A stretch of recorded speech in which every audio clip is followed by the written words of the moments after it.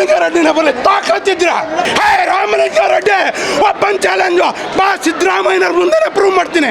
Open challenge ಮಾಡ್ತೀನಿ ರಾಮಲಿಂಗಾರೆಡ್ಡಿಗೆ. ನನ್ನ ಎಕ್ಕಡೆ ಸಮ ಬರೋಲ್ಲ ನಿನ್ನ ಡಿಪಾರ್ಟ್ಮೆಂಟು ಇಡೀ ರಾಮಲಿಂಗಾರೆಡ್ಡಿ ಸಚಿವ ಸ್ಥಾನಕ್ಕೆ ಹೆಚ್ಚು ನಂದೊಂದು ಇದು ಇರೋಕ್ಕಾಗಲ್ಲ ಅಂತ ಹೇಳ್ಬಿಟ್ಟು ಹೇಳಿ ವಾಟ್ಸಪ್ಪಲ್ಲಿ ಕಳಿಸಿದ್ದೀನಿ. ಕೇಳ್ರಿ, ಯೋಗೇಶ್ವರ್ ಕಮಿಷನರ್ ಹೇಳವ್ರೆ ಕೊಡಿ ಅಂದ್ಬಿಟ್ಟು. ನಮ್ಮನ್ನು ಈ ಮಕ್ಕಳನ್ನ ಕೇಳ್ರಿ, ನಾನು ಹೇಳೋದು ಬೇಡ, ಬಂದು ಆನ್ ದಿ ಸ್ಪಾಟಿಗೆ ಬರ್ರಿ, ನಾನು ತೋರಿಸ್ತೀನಿ. ಅದೇ ಬ್ರೋಕರ್ನ ತಗೊಂಬಂದು ನಿಮ್ಮ ಮುಂದೆ ನಿಮ್ಮ ಕಾಲು ಕೆಳಗೆ ಹಾಕಲಿಲ್ಲ, ನಾನು ನೀವೇನು ಹೇಳಿದ್ರು ನಾನು ವಿಧಾನಸೌಧ ಮುಂದೆ ಮಾಡಿಸ್ಕೊತೀನಿ. ಈ ಮಕ್ಕಳವ್ರೆ ನಾನು ಮಾತಾಡಬಾರ್ದು. ನಿಮ್ಮ ಶಿಸ್ನ ಯಾರಾದರೂ ಸಾರಿಗೆ ಇಲಾಖೆ ಅಧಿಕಾರಿ ನನಗೆ DL ಕೊಟ್ಟಿರೋದು ನಿಜ ರೀ, ಇದೇ ವಿಧಾನಸೌಧ ಮುಂದೆ ನಿಮ್ಮ ಶಿಸ್ನ ಉಣ್ತೀನಿ ಅಂತ ಹೇಳಿದ್ದೀನಿ. ಲೆಕ್ಕ ಹಾಕೊಳ್ರಿ. ದಯಾಮರಣ ಏನಕ್ಕೆ ಕೇಳಿದ್ದೀನಿ? ನಾನೇನು ಇವನ ಮನೆ ಐತೆ ಮನೆ ಎಲ್ಲ ಕಳ್ಕೊಂಡ್ರಿ. ಇವತ್ತು ಭಿಕ್ಷೆ ಬೇಡಕ್ಕೆ ನನಗೆ ಮಾನದಂಡಗಳಿಲ್ರಿ. ರಸ್ತೆಗೆ ಇಳಿಯಾಕಿಲ್ಲ ಡ್ರೈವರ್ಗಳು. DL ಎಲ್ಲಿ, RC ಎಲ್ಲಿ, ಇದೆಲ್ಲಿ, ಇನ್ನೊಂದು ಎಲ್ಲೇ ಪುಟ್ಕೋಸಿಲ್ಲ. ನನ್ನ DL ಯಾವನಿಗೆ ಕೊಟ್ರಿ ಬಾ, ನಾನು ಪ್ರೂವ್ ಮಾಡ್ತೀನಿ. ಹೋಗಿ ನಾನು ಒಬ್ಬ RTI ಕಾರ್ಯಕರ್ತ, ನಾನು 100 ಜನ ನನ್ನ ಮೇಲೆ ಎತ್ಕಟ್ಟವ್ರೆ. ಅದೇ ಗೊತ್ತಿಲ್ದಿರು ನನ್ನ ಮಕ್ಕಳ ಹತ್ರ ಹೋಗೋಕ್ಕಾಯ್ತು. ಇಂಥವನೇ ವಾಯ್ಸ್ ರೆಕಾರ್ಡಿಂಗ್ ಕೇಳಿಸ್ಕೊಂತೀರ. ನನ್ನ ಮಕ್ಕಳು ಒಪ್ಪಿಕೊಂಡ್ರು ಇವರು ಒಪ್ಪಿಕೊಳ್ಳೋಕೆ ತಯಾರಿಲ್ಲ. ಇವರು ವ್ಯವಸ್ಥೆಗೆ ಏನಾಗಿ ನಿಂತಿದ್ದಾರೆ ಇವರು.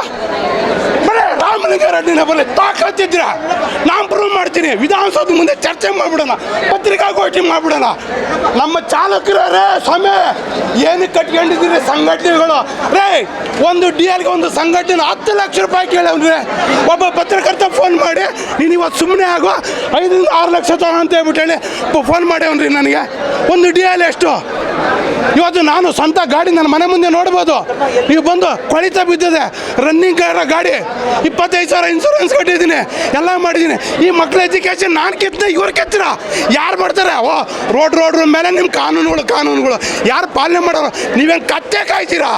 ಹೇ ರಾಮಲಿಂಗಾರೆಡ್ಡಿ ಓಪನ್ ಚಾಲೆಂಜು ಬಾ ಸಿದ್ದರಾಮಯ್ಯನವ್ರ ಮುಂದೆ ಪ್ರೂವ್ ಮಾಡ್ತೀನಿ. ಓಪನ್ ಚಾಲೆಂಜ್ ಮಾಡ್ತೀನಿ ರಾಮಲಿಂಗಾರೆಡ್ಡಿಗೆ. ಏನ್ರಿ ಮಾಡಿದ್ದೀವಿ ಇವರು? ಒಬ್ಬ ತಂದೆ ಅಂತ ನಾನು ಇಲ್ಲ ಅಂದರೆ ಈ ಮಕ್ಕಳಿಗೆ ಯಾವನ್ರಿ ಗತಿ? ತಹಸೀಲ್ದಾರನ, DC-ನ, AC-ನ ಯಾವನ್ರಿ? 5 ವರ್ಷ ಆಗಿದೆ ಈ ಮಕ್ಳ ಎಜುಕೇಷನ್. ನಾನು ಏನು ಮಾಡಿ ಏನಾಗ್ಯಾರ ಈ ಮಕ್ಕಳುಗಳಿಗೆ?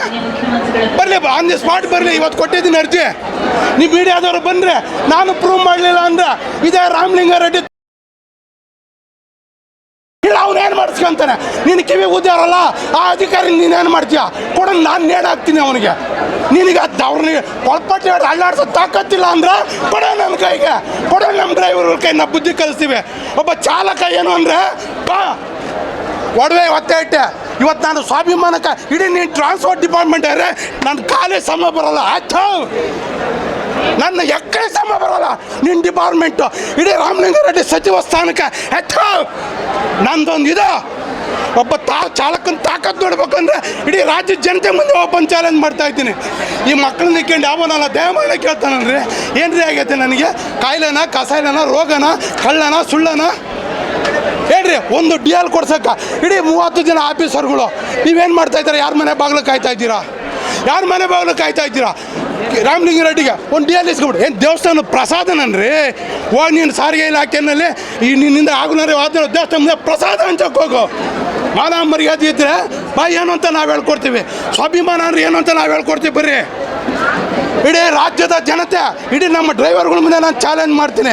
ನಂದು ತಪ್ಪು ಅಂತ ಬಂದರೆ ನೀವೆಲ್ಲಿ ಹೇಳಿರೋ ಈ ಮಾತಿನಿಂದ ನನ್ನದೇ ಸರಿಯೋದೇ ಇಲ್ಲ. ದಯಾಮರಣ ಕೇಳಿ, ಒಂದೇ ಒಂದು ಅರ್ಜಿನಲ್ಲಿ ಲೆಟ್ರ್ ಬರೆದಿರೋದು. ಇದ್ರ 10ರಷ್ಟು ಡಾಕ್ಯುಮೆಂಟ್ಸ್ ನನ್ನ ಹತ್ರ ಬಿದ್ದಾವೆ. 10 ವರ್ಷದ ಕೇಳ್ಕೊಡ್ರಿ. ನಾಳೆ 22 ಬಂತು ಅಂದರೆ ಬರಾಬರಿ 6 ವರ್ಷ ಏನು ಮಾಡ್ಬೇಕ್ರಿ? ಯಾವ ಅಂದರೆ ಸಂಘಟನೆಗಳವರು ಸಾಯ್ತಾರಲ್ಲ, ಹೋಗಿ ಸಾಯ್ತಾರಲ್ಲಿ. ಹೇಳಬಾರ್ದು ಅಂತ ಇದೆ. ಇವತ್ತು ಅವಕಾಶ ಬಂದಿದೆ. ಮಾನ್ಯ ಮುಖ್ಯಮಂತ್ರಿಗಳೇ, ಇಡೀ ನಿಮ್ಮ ಆಡಳಿತಕ್ಕೆ ನೋಡಿ, ಕಾಂಗ್ರೆಸ್ ಇರ್ಬೋದು, JDS ಇರ್ಬೋದು, ಯಾರೇ ಇರ್ಬೋದು, ನೀವೇ ನಮ್ಮಿಂದ ನಾವು ದುಡ್ದು ನಿಮ್ಮನ್ನು ಸಾಕ್ತಾ ಇದ್ದೀವಿ ಹೊರತು ಇವತ್ತು ನಾನು ಒಂದು DLಗೋಸ್ಕರ ಇಲ್ಲಿ ಬಂದಿದ್ದೀನಿ ಅಂದರೆ ಯೋಚನೆ ಮಾಡಬೇಕು. ಇದೇ ರಾಜ್ಪಾಲ್ ಅಂತ ಹೋಗಿ ಕೂತ್ಕೊಂಡೆ. ಯಾಕೆ ಮಾತು ಹೇಳ್ತೀನಿ ಅಂತಂದ್ರೆ ನೋಡ್ರಿ, ಇಟ್ಕೊಳ ಪಾಪ.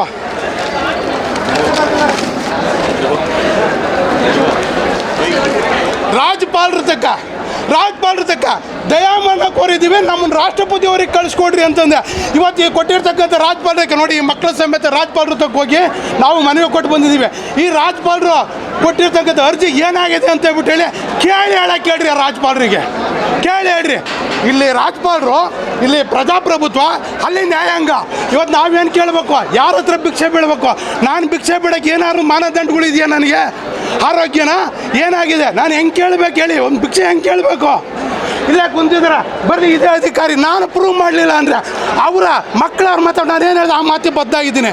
ಹೆಚ್ಚಿನ ವಿಡಿಯೋಗಳಿಗೆ ಪ್ರತಿಧ್ವನಿ ಯೂಟ್ಯೂಬ್ ಚಾನೆಲ್ ಸಬ್ಸ್ಕ್ರೈಬ್ ಮಾಡಿ, ಬೆಲ್ ಐಕಾನ್ ಕ್ಲಿಕ್ ಮಾಡಿ.